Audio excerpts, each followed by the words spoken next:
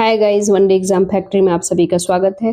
Guys, आज हम लोग प्रैक्टिस सेट 2 स्टार्ट करने वाले हैं, जिसमें ancient history and medieval history रहेगा। ठीक है, तो ये बहुत ही ज़्यादा इंपॉर्टेंट होने वाली है। लाइक बोले तो जो 70वीं बीपीएससी होने वाला है 13 दिसंबर को, उसके लिए ये बहुत ही ज़्यादा इंपॉर्टेंट है। यहाँ से लगभग डायरेक्ट क्वेश्चन आप मतलब बहुत सारे ऐसे एग्जाम बीपीएससी में है जो डायरेक्ट यहाँ से क्वेश्चन पूछे गए हुए हैं। ये बहुत ही ज़्यादा बेनिफिशियरी है ये प्रैक्टिस सेट। ये जो टेस्ट सीरीज है ये जो है एसडीएम राहुल सिन्हा जी के द्वारा पब्लिश किया गया है और ये बहुत ही अच्छा है। लाइक बोले तो जितने भी इम्पोर्टेंट क्वेश्चन हो सकता है एनसीईआरटी बेस पे ये डायरेक्ट यहाँ बनाया गया है। तो चलिए फिर इसके बाद हम लोग ज़्यादा टाइम किल नहीं करेंगे, देन स्टार्ट करते हैं। ठीक है गाइज, तो देखते हैं क्वेश्चन नंबर 1। ठीक है, देखो क्वेश्चन नंबर 1 क्या कह रहा है। वेट गाइज, पेन स्टार्ट कर ले। देखो क्वेश्चन नंबर 1 कह रहा है सूची 1 को सूची 2 से मिलान कीजिए और सही इसका उत्तर बताना है। ठीक है, यानी कि इसका सही उत्तर बताना है। तो देखो लोथल, ठीक है, एक में है लोथल, तो लोथल से क्या मिला है, डॉकयार्ड।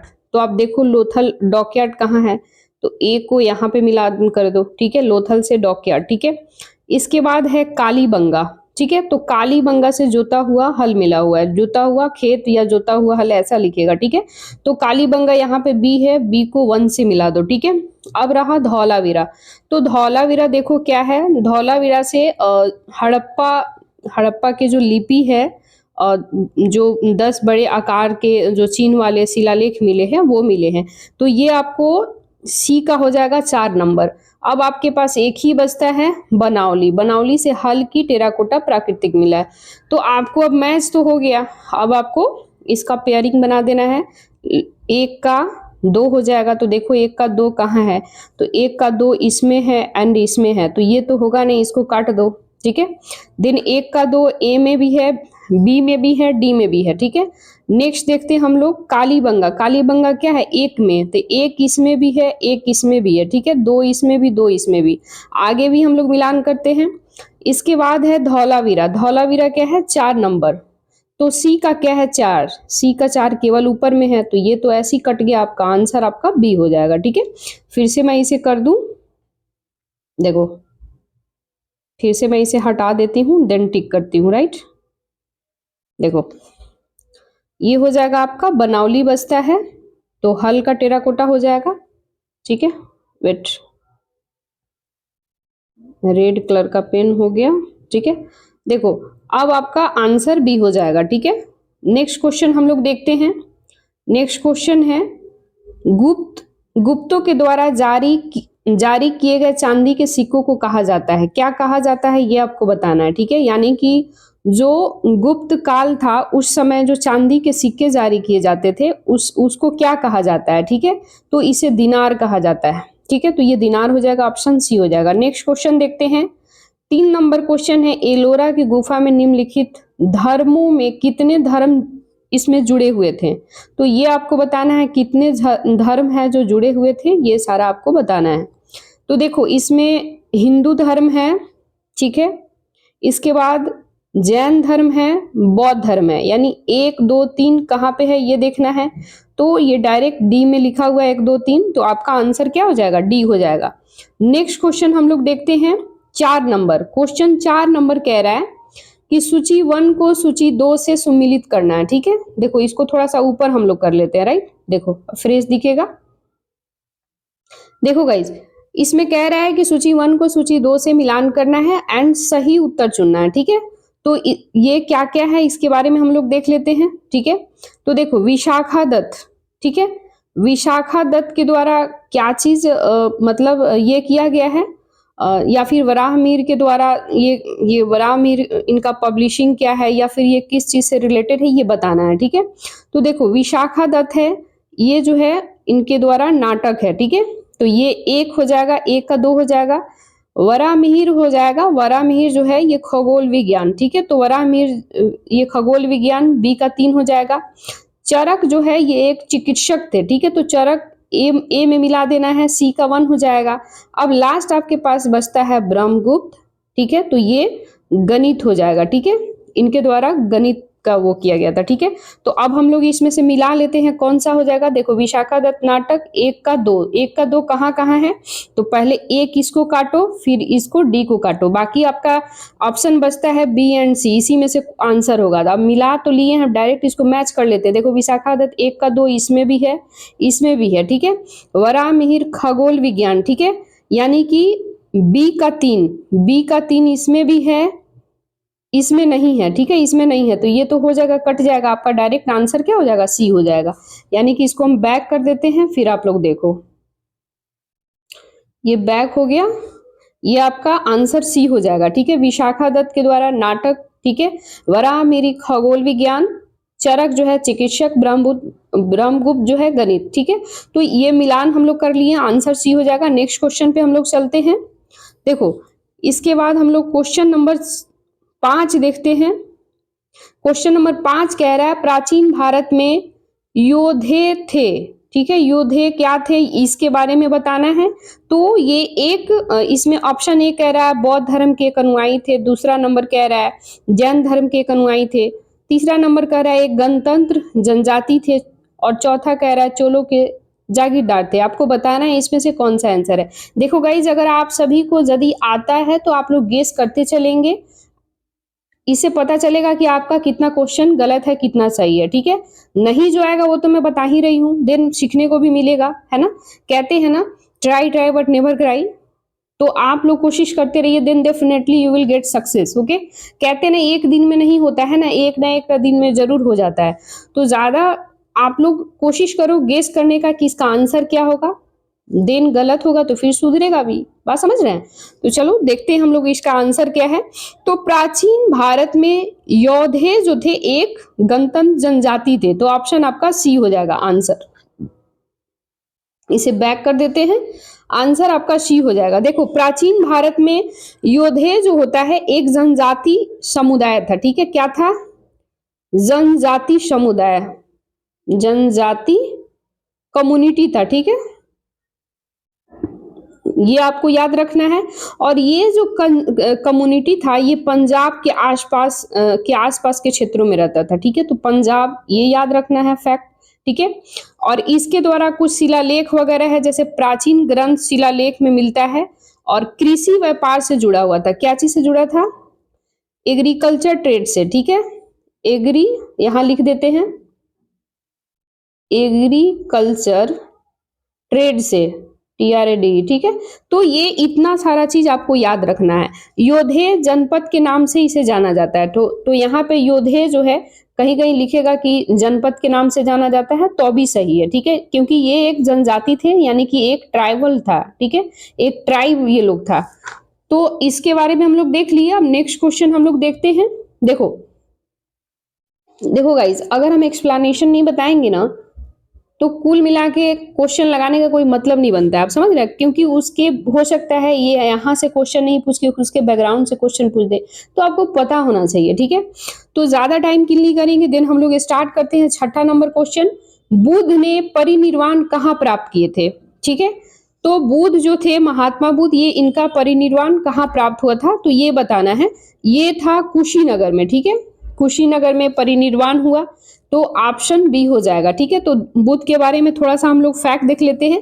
देखो बुद्ध का जो जीवन यापन था, जहां उनका जन्म होता है उसको लुम्बिनी कहते हैं, ठीक है, लुम्बिनी, वैसे आप सभी लगभग जानते होंगे। ये लुम्बिनी जो है ये वर्तमान के नेपाल में है, इतना याद रखना है। पहला याद रखना है कि लुम्बिनी में जन्म होता है, लुम्बिनी कहाँ है, नेपाल में है, ठीक है। इसके बाद इनकी ज्ञान की प्राप्ति पूछता है क्वेश्चन में कि ज्ञान इनका प्राप्त कहाँ से होता है, तो वो बोध गया में इनको ज्ञान प्राप्ति होता है, यानी कि ज्ञान प्राप्ति, ठीक है, ज्ञान प्राप्ति होता है बोध गया में, ठीक है। इसके बाद आपसे क्वेश्चन पूछेगा कि पहला उपदेश कहाँ दिए थे, तो ये पहला उपदेश कहाँ देते हैं, सारनाथ में दिए थे। इसको थोड़ा सा हटा दें हम लोग, बहुत ज्यादा रफ ज्यादा हो गया है। देखो ये रहा यहाँ पे सारनाथ में, ठीक है, सारनाथ, तो आप ऐसे याद करो, सबसे ज्यादा, सर्वाधिक, स से सर्वाधिक, स से सारनाथ, ऐसे याद करना है। मैंने तो ऐसे याद करा है, आप लोग को भी अपना अनुसार देख लेना, आपको जैसे याद हो। देखो कुछ चीजें हैं ना जो एग्जाम ओरिएंटेड है, तो अगर याद नहीं होता तो रट जाओ, एक ही सी फंदा है, या फिर उसको रिलेट करके कोरिलेट करो। तो देखो पूछता है कि बुध ने सबसे ज्यादा उपदेश कहाँ दिए थे, तो सारनाथ में दिए थे। तो ऐसे याद करो, सबसे ज्यादा यानी सर्वाधिक कहाँ, सारनाथ, स से सर्वाधिक, स से सारनाथ, ऐसे याद करना है। तो 3-4 आपको फैक्ट है जो याद रखना है, ठीक है।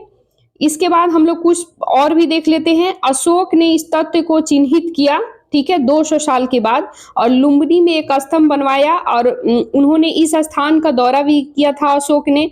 बुद्ध के जीवन की महान घटना स्थान जो है, इसके प्रतीक जो है, यानी कि जन्म का प्रतीक, इस स्थान का यूं कहें तो कि इसका प्रतीक जो है जन्म, ये कमल, और जैसे कि जन्म का जो है, इनका जन्म का प्रतीक जो होता है।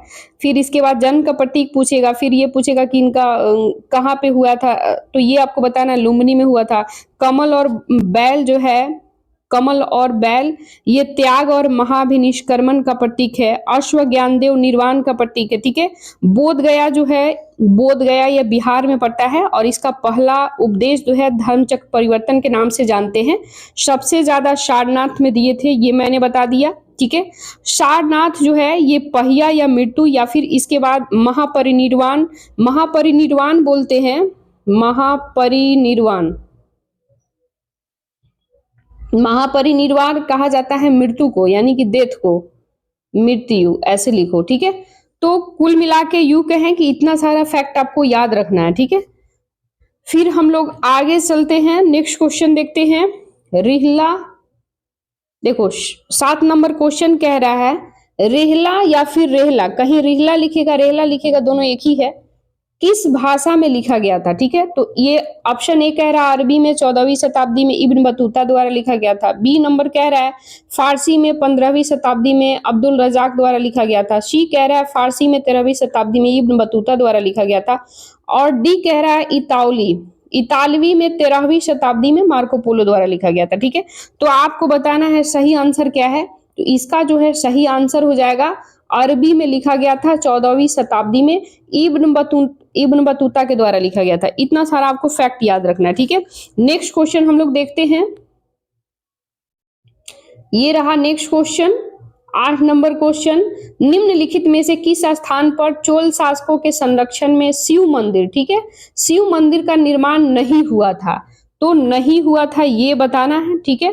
तो देखो ये नाना घोट जो है ये गलत हो जाएगा, तो आंसर आपका नहीं पूछ रहा है, तो आंसर डी हो जाएगा। बाकी चिदम्बरम, गंगई कोंडाचोलपुरम, तंजाउर, ये सब ये सही हो जाएगा, ठीक है। बाकी नाने घाट जो है ये आपका ये गलत हो जाएगा, यानी कि शिव मंदिर का निर्माण नाने घाट में नहीं हुआ था, तो ये आपका आंसर डी हो जाएगा। बाकी चिदम्बरम में हुआ था, इसके बाद तंजाउर में हुआ था, गंगई कोंडाचोलपुरम में हुआ था, ये सारा हो जाएगा, ठीक है। नेक्स्ट क्वेश्चन हम लोग देखते हैं।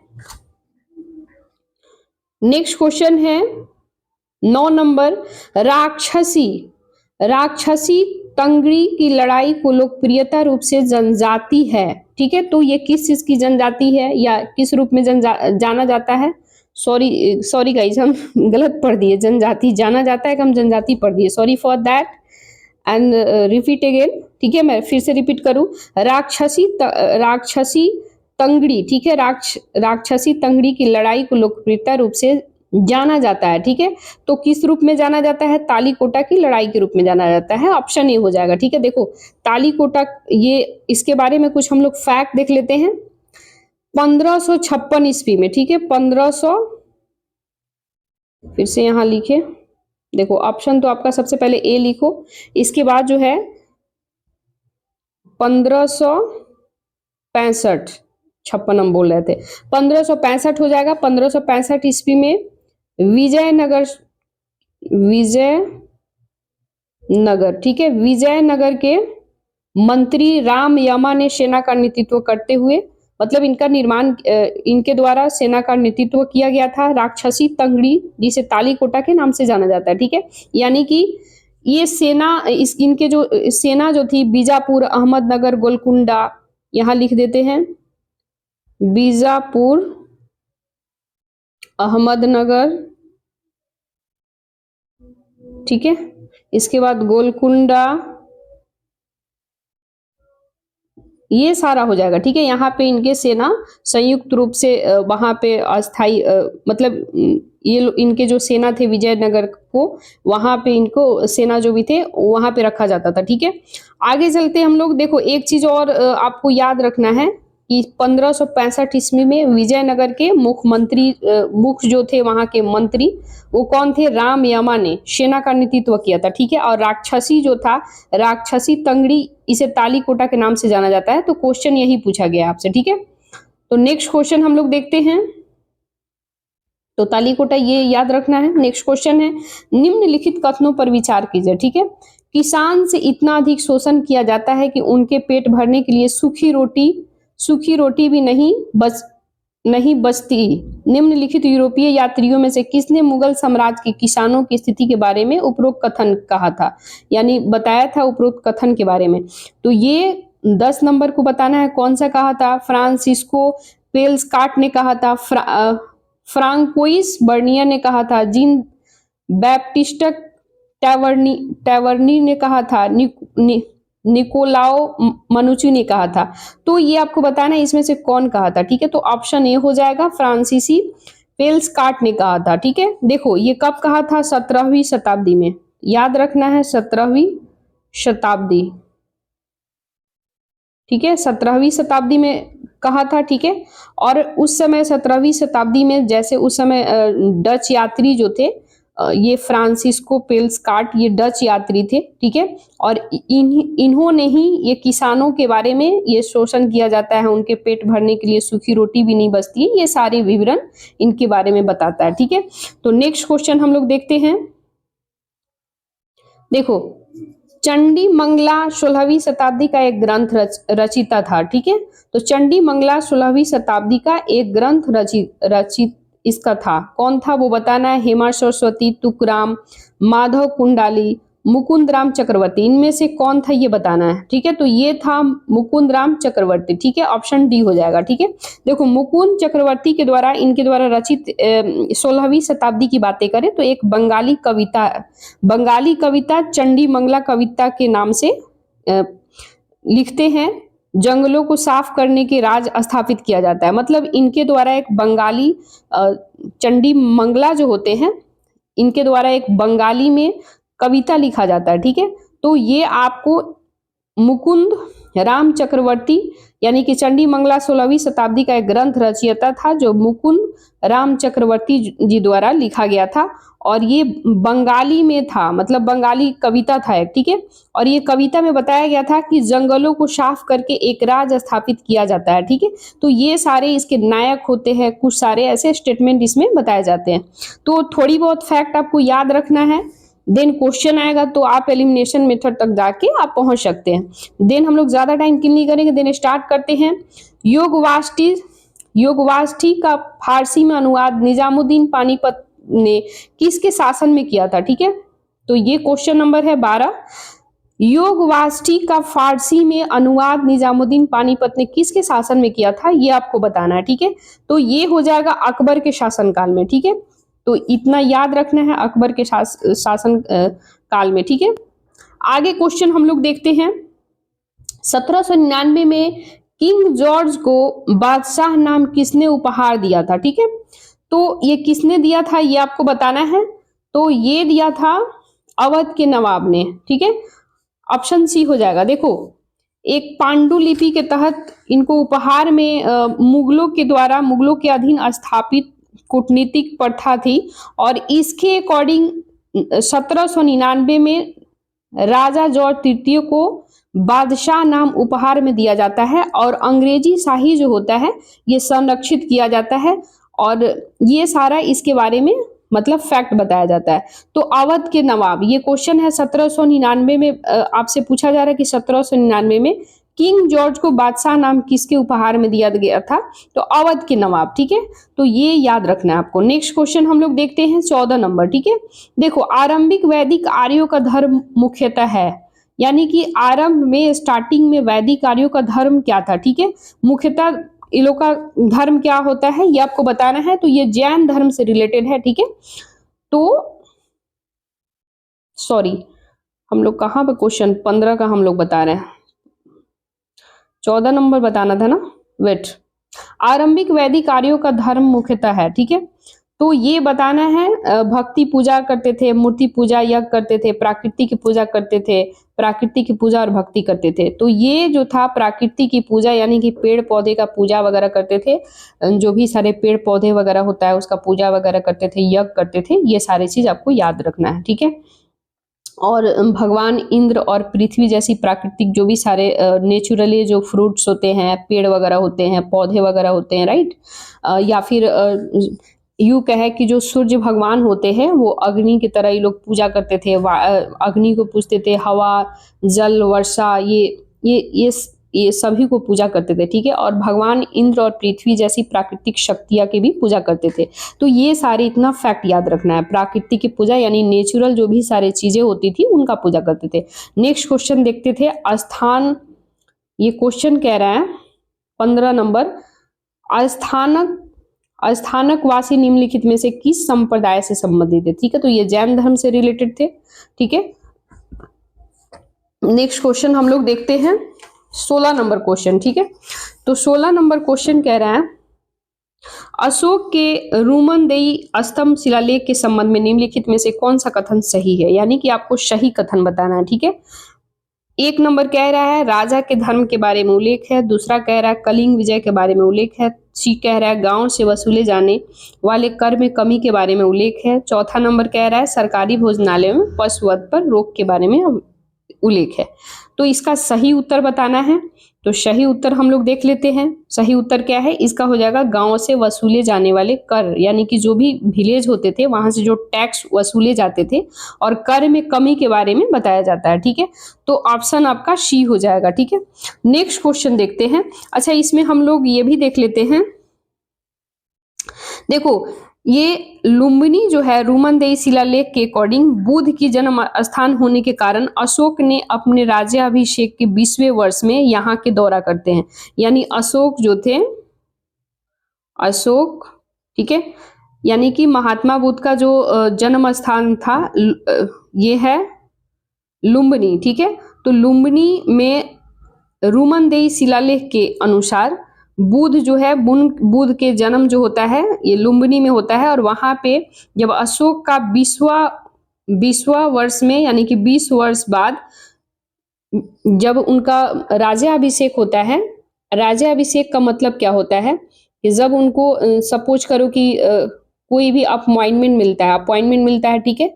सपोज करो कि अपॉइंटमेंट बोल रहे हैं, क्या बोलते हैं उसे, लाइक बोले तो यू बोले कि ओथ लेता है लोग, शपथ, OATH, ठीक है, ओथ मतलब कि शपथ।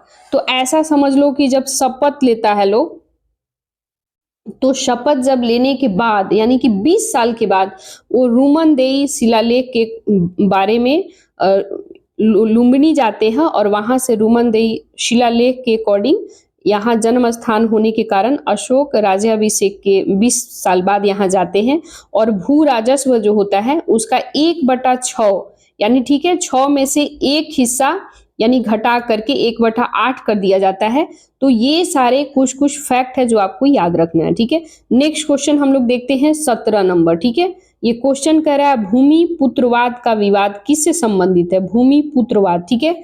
तो भूमि पुत्रवाद का विवाद जो है ये किससे है ये आपको बताना है, ये क्षेत्रवाद से है, ठीक है, यानी एरिया से रिलेटेड है, ये आपको बताना है, ठीक है। देखो, क्षेत्रवाद से संबंधित है जो सामंतवाद का एक रूप होता है, ठीक है।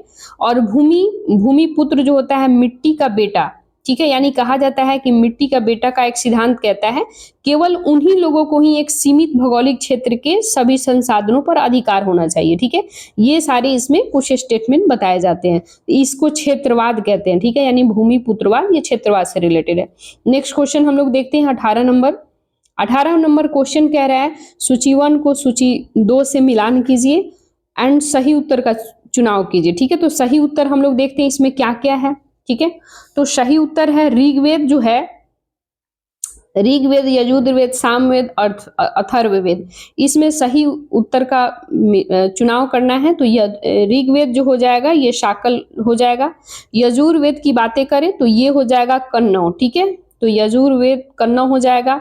बचता है सामवाद। ठीक है, तो सामवेद जो है ये हो जाएगा रामायणी। ठीक है, तो ऑप्शन 2 हो जाएगा।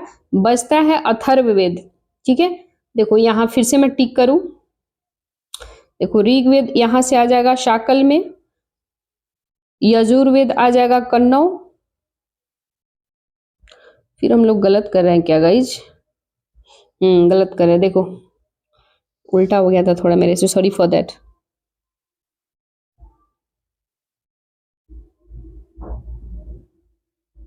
देखो ठीक है, ठीक है, ऋग्वेद जो हो जाएगा शाकल हो जाएगा।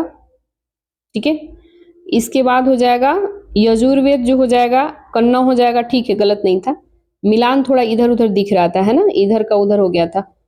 यजुर्वेद हो जाएगा कन्नौ। बचता है क्या?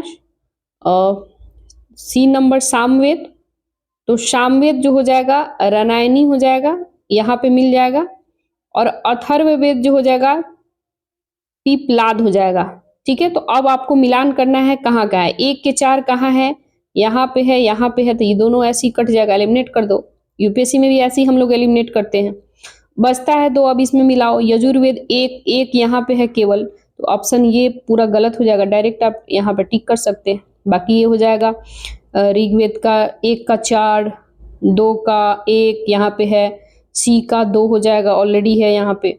तो ऐसे मिलान कर लो, डायरेक्ट 1 2 सही मिल जाए, एलिमिनेट करके मेथड निकाल लो। ठीक है, तो ज्यादा टाइम इस तरह किल नहीं होगा। नेक्स्ट क्वेश्चन हम लोग चलते हैं।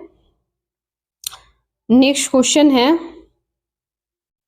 वेट गाइज, ये रहा नेक्स्ट क्वेश्चन। निम्नलिखित में से कौन आजीवक संप्रदाय के संस्थापक थे? आजीवक संप्रदाय के संस्थापक कौन थे, ये आपको बताना है। ठीक है, तो ये जो थे ये हो जाएगा आपको मखली गोशाल, ऑप्शन सी हो जाएगा। ठीक है, नेक्स्ट क्वेश्चन है मंदिर वास्तुकला के निम्नलिखित क्षेत्रीय शैलियों में स्तंभों पर शाप शाखा का नक्काशी एक विशेषता है। ठीक है, इसके बारे में आपको बताना है। ठीक है, तो आपका इसका आंसर जो हो जाएगा, सही उत्तर चुनना है, कोड का उपयोग करके सही उत्तर चुने। ठीक है, तो देखो इसमें सही कौन कौन सा हो जाएगा ये बताना है। तो चंदेल, ठीक है, ये होगा नहीं, गलत हो जाएगा। सोलंकी, ये भी गलत हो जाएगा।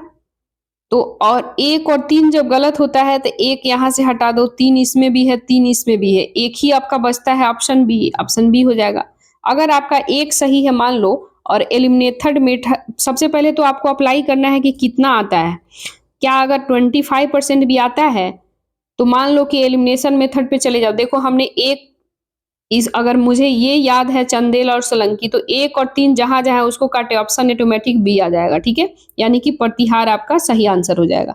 नेक्स्ट क्वेश्चन हम लोग देखते हैं। मौर्य काल में सीता कर लागू होता था। ठीक है, तो सीता कर लागू होता था, इसके बारे में आपको बताना है। ठीक है, सीता कर इसे कहते हैं 21 नंबर हम लोग क्वेश्चन देख रहे हैं ना, मौर्य काल में सीता कर किसे कहते हैं? तो राज के स्वामित्व वाली कृषि भूमि को कहते हैं। ठीक है, जो राज का ये है, ऑप्शन सी हो जाएगा। फिर से मैं यहाँ पे टिक मार दूं, ये ऑप्शन सी हो जाएगा, राज के स्वामित्व वाली कृषि भूमि को सीता कर लागू होता था। ठीक है, तो अब ये याद रखना है। ठीक है, नेक्स्ट क्वेश्चन, और ये मौर्य काल याद रखना है कि सीता कर जो है मौर्य काल में लगता था। ठीक है, ये सारा याद रखना है। फिर सीता कर ऐसा पूछेगा किससे रिलेटेड है, तो कृषि से रिलेटेड है, एग्रीकल्चर से रिलेटेड है, ये याद रखना है। ठीक है, नेक्स्ट क्वेश्चन हम लोग देखते हैं 22 नंबर। निम्नलिखित में से किस शिलालेख में सबसे पहले सती साक्ष्य मिलता है? ठीक है, सती का साक्ष्य मिलता है, ये आपको बताना है। ठीक है, तो पहला ऑप्शन कह रहा है हुविस का मथुरा शिलालेख से, यह दमा का जूनागढ़ शिलालेख से, तीसरा कह रहा है भानुगुप्त का एरन स्तंभ से, चौथा नंबर कह रहा है हर्ष का बांसखेड़ा शिलालेख से। तो आपको सही उत्तर बताना है इसका कौन हो जाएगा, तो ऑप्शन सी हो जाएगा भानुगुप्त का एरन स्तंभ लेख से। ठीक है, ये याद रखना है। अच्छा, पहला सती प्रथा का प्रमाण पूछ रहा है, इसमें सती का साक्ष्य मिला है, तो आपको इतना याद रखना होगा कि कब मिला था, तो 510 ईसा पूर्व में। ठीक है, ईसा पूर्व में, ये याद रखना है। इतना सारा फैक्ट आपको याद रखना है। ये भी पूछेगा कि किसके कौन सा उस समय था, तो ये गुप्त सम्राट। ठीक है, गुप्त सम्राट, ये याद रखना है। 510 ईसा पूर्व याद रखना है, इसके बाद गुप्त सम्राट के समय में याद रखना है, और भानुगुप्त एरन स्तंभ अभिलेख से मिलता है, ये याद रखना है, शिलालेख से। ठीक है, तो इतना सारा फैक्ट याद रखना है। नेक्स्ट क्वेश्चन हम लोग देखते हैं 22 नंबर। फ्रांसीसी यात्री ट्रैनवियर के अकॉर्डिंग 17वीं शताब्दी के दौरान वाराणसी में अधिकांश घर किससे बने थे। ठीक है, यानी ईंट और पत्थर से बने थे, ईंट मिट्टी से बने थे, पत्थर छप्पर से बने थे, लकड़ी पत्थर से बने थे, ईंट और पत्थर से बने थे। यानी कि इसका सही आंसर बताना है 23 का, कौन सा हो जाएगा, तो ईंट और पत्थर से बने थे बनारसी में। ठीक है, यानी वाराणसी वर्तमान में कहते हैं। ठीक है, तो ईंट और पत्थर। ठीक है, ये सारा याद रखना है। नेक्स्ट क्वेश्चन हम लोग देखते हैं। अच्छा, एक चीज और हम बताते हैं कि फ्रांसीसी यात्री जो होते हैं, ट्रैवरनियर, ये कब आते हैं, ये क्वेश्चन हमेशा पूछता है। तो एक फैक्ट इनके बारे में और याद रखना है कि ये 1655 ईस्वी में वाराणसी आए थे। ठीक है, वाराणसी आए थे। देखो गाइज, मुझे जितना जो याद है, मुझे फैक्ट मैं यहाँ पे लिख दे रही हूँ। ठीक है, तो इतना सारा याद आपको रखना है कि 1655 में आए थे, कहाँ पे, वाराणसी में आए थे। ये पूछा जा रहा है कि उस समय अधिकांश घर किससे बने थे, तो ईंट और पत्थर से बने थे। ठीक है, नेक्स्ट क्वेश्चन हम लोग देखते हैं। नेक्स्ट क्वेश्चन कह रहा है निम्नलिखित में से कौन सी यात्री और उनकी राष्ट्रीयता का सही मिलान नहीं है, यानी कि गलत है इसमें से। तो गलत का चुनाव करना है, इसमें कौन सा गलत है ये बताना है। देखो, इब्न बतूता मोरक्को के यात्री थे, बिल्कुल सही है। डुआर्ट बारबोसा पुर्तगाली थे, ये भी सही है। फिर जीन बैप्टिस्को ट्रैनवियर डच थे। तो देखो, अभी हम लोग जस्ट ट्रैनवियर के बारे में ऊपर में ही पढ़े हैं कि ये फ्रांसीसी थे, तो डच कहाँ से हो जाएंगे, तो ये ऑप्शन आपका सी हो जाएगा गलत जवाब। ठीक है, यानी कि ऑप्शन सी आंसर हो जाएगा। निकोलसो मनुची जो थे, ये वेनिस के यात्री थे, तो ये सही है। तो आपको यहाँ हम लोग जस्ट अभी ऊपर पढ़े हैं कि फ्रांसीसी जो थे, ये ये फ्रांस के रहने वाले थे, ट्रैनवियर थे। तो यहाँ पे इन्हीं के बारे में पूछ रहा है, जीन बैप्टिस्ट ट्रैनवियर इनका पूरा नाम होता है, ये डच के नहीं, ये फ्रांसीसी थे। ठीक है, तो ऑप्शन फिर से मैं यहाँ पे टिक करूँ, यानी कि सी सही हो जाएगा, ये फ्रांसीसी थे, फ्रांसीसी। ठीक है, ना कि डच गलत हो जाएगा। ठीक है, तो नेक्स्ट क्वेश्चन हम लोग देखते हैं। नेक्स्ट क्वेश्चन रहा, देखो 25 नंबर क्वेश्चन आपसे कह रहा है निम्नलिखित में से किस मध्ययुगीन इदनियाई डाक प्रणाली को दो प्रकार बताया गया है। एंड घोड़ा डाक जिसे उलूक कहा जाता है, पैदल डाक जिसे दावा कहा जाता है। तो किसके द्वारा बताया गया है, अल बरूनी के द्वारा बताया गया है, इब्न बतूता, सैयद अली रीस, डुआर्ट बारबोसा, किसके द्वारा बताया गया है ये आपको बताना। देखो, ये इब्न बतूता के अकॉर्डिंग लिखा जाता है कि मध्यकालीन युगीन में, यानी कि मिडावल हिस्ट्री में बताते हैं, उदनियाई जो होता है ये एक डाक प्रणाली के दो प्रकार होता है, जिसे घोड़ा डाक और उलूक, घोड़ा डाक जिसे उलूक कहा जाता है, और पैदल डाक जिसे दावा कहा जाता है। यानी ऑलरेडी यहाँ मेंशन है, पैदल डाक को क्या कहते हैं, दावा कहा जाता है। ठीक है, और घोड़ा डाक को क्या कहते हैं, उलूक कहा जाता है। तो इतना सारा फैक्ट आपको याद रखना है। नेक्स्ट क्वेश्चन हम लोग देखते हैं 26 नंबर। निम्नलिखित आंग तुर्कों में से किस मध्ययुगीन विजयनगर की तुलना रोम से की गई है, ये आपको बताना है। तो ये किसने किया था, डोमिंगो पेस। ठीक है, यानी कि ऑप्शन सी हो जाएगा आंसर। ठीक है, नेक्स्ट क्वेश्चन हम लोग देखते हैं 27 नंबर। ये कह रहा है फरे इजादी का विचार जिस मुगल राजस्व आधारित था, सबसे पहले निम्नलिखित में से किस सूफी संतों द्वारा विकसित किया गया है। तो किस सूफी संत के द्वारा विकसित किया गया है ये आपको बताना है। ठीक है, तो ये जो है किसके द्वारा किया गया है, शिहाबुद्दीन सुहारवर्दी, ऑप्शन ए हो जाएगा। ठीक है, देखो अबू फजल ने मुगल राजवंश को ईश्वर से निकलने वाले प्रकाश यानी कि फरे इजादी को प्राप्त करने वाले वस्तु के अकॉर्डिंग सबसे ऊंचा स्थान था। ठीक है, और शिहाबुद्दीन जो सुहारवर्दी होते हैं, इनका मृत्यु की बात अगर करेगा तो 1191 ईस्वी में आपको याद रखना है। और किन से प्रेरणा लिए थे तो 11 इसके बाद अगर पूछा जाए तो एक प्रसिद्ध ईरानी सूफी थे। ठीक है, पहली बार उन्हीं से मिलते हैं, फिर उनके विचारों से बहुत ही ज्यादा कहते हैं ना कोई इम्प्रेस हो जाता है। ठीक है, तो ये कहाँ से वो व्यक्ति कौन थे, कहाँ के थे, तो ईरानी थे, इतना याद रखना आपको। ठीक है, और उनके मार्गदर्शन में ये अपने शिक्षा वगैरह लेते हैं। ठीक है, तो इतना सारा फैक्ट आपको याद रखना है। नेक्स्ट क्वेश्चन हम लोग देखते हैं 28 नंबर क्वेश्चन। ठीक है, ये रहा 28 नंबर। चिश्त शहर जिसे कि सूफी चिश्ती सिलसिला का नाम मिलता है स्थित है, वो स्थित कहाँ पे है? पश्चिमी तुर्की में है, पूर्वी ईरान में है, मध्य अफगानिस्तान में है, पूर्वी इराक में, आपको बताना है। तो ये मध्य अफगानिस्तान में है। ठीक है, ये आपका सही आंसर हो जाएगा। नेक्स्ट क्वेश्चन हम लोग देखते हैं 29 नंबर क्वेश्चन। 29 नंबर, इसका कूट का मिलान करना है। ठीक है, और सही उत्तर आपको चुनना है। ठीक है, तो सही उत्तर आपको चुनना है कि कौन कौन सा इसका मिलान सही है, ये आपको बताना है। ठीक है, देखो इसको थोड़ा हम लोग यहाँ पे रख ले क्योंकि ये वाला पोर्शन दिख नहीं रहा था, मिलान करने में दिक्कत होता। ठीक है, तो हम लोग मिलान कर लेते हैं।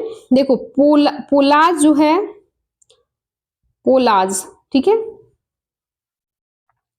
पोलाज हो जाएगा एक का 4 हो जाएगा। प्रत्येक फसल के लिए प्रतिवर्ष क्रमिक रूप से खेती की जाती है और कभी परती नहीं छोड़ी जाती थी। परती बोले तो जो खाली भूमि मतलब 2-4 साल 10 साल जो उसमें अनाज वगैरह उपज नहीं किया जाता है उसको कहते हैं परती। ठीक है, यानी कि परती खेत, दैट इज कॉल्ड द, हम लोग बिहार में तो परती ही बोलते हैं, तो अदर स्टेट में I don't know exactly what ever the use the word. Okay, so don't worry about that.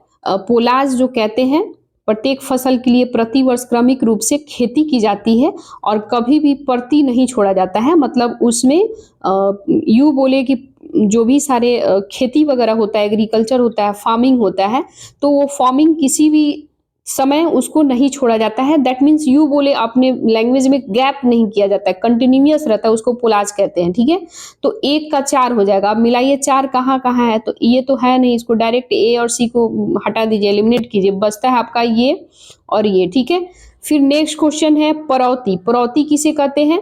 यानी कि खेती से बाहर रखा गया हो उसको प्रौती कहते हैं। तो बी हो जाएगा 3। ठीक है, बी का 3 हो जाएगा। तो अब देखो 3 कहाँ है, यहाँ पे है, यहाँ तो है नहीं, तो ये ऑप्शन आपका गलत हो जाएगा, ऑप्शन बी सही हो जाएगा।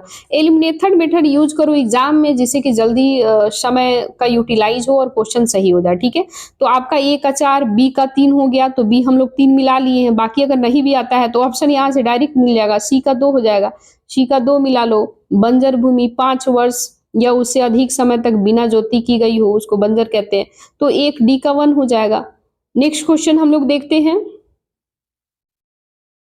नेक्स्ट क्वेश्चन है, ये रहा आपका नेक्स्ट क्वेश्चन। सिंधु सभ्यता शब्द का प्रयोग सर्वप्रथम किसने किया था? ठीक है, तो सिंधु सभ्यता का शब्द का प्रयोग सर्वप्रथम कौन करता है? ये मार्टिन व्हीलर के द्वारा किया जाता है। ठीक है, तो ये याद रखना है, मार्टिन व्हीलर के द्वारा किया जाता है। नेक्स्ट क्वेश्चन हम लोग देखते हैं। सॉरी गाइस, वेट, ये गलत हो जाएगा ना, क्योंकि सर जॉन मार्शल रहते हैं, मार्टिन व्हीलर बोल दिए, sir John Marshall option A में है, बी गलत हो जाएगा। नेक्स्ट क्वेश्चन हम लोग देखते हैं।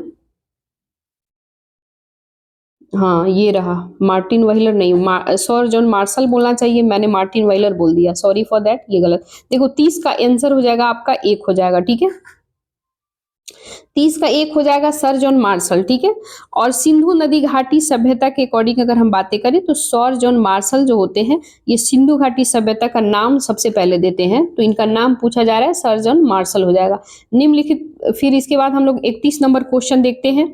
निम्नलिखित में से कौन सा कथन सही है? तो सही बताना है। सही इसमें से कौन सा है? हड़प्पा की खुदाई 1921 में किया गया था, ये भी सही है। वर्तमान में हड़प्पा पाकिस्तान में है, बिल्कुल सही है। हड़प्पा व्यास नदी के तट पर है, बिल्कुल नहीं, गलत है। हड़प्पा के उत्खननकर्ता आर.डी. बनर्जी थे, बिल्कुल नहीं, ठीक है। ये दोनों गलत हो जाएगा, तो ऑप्शन 3 और 4 जहाँ-जहाँ है उसको गलत करो। बाकी यहाँ भी 4 है, 4 हट जाएगा, ऑप्शन ए आपका सही हो जाएगा, ठीक है।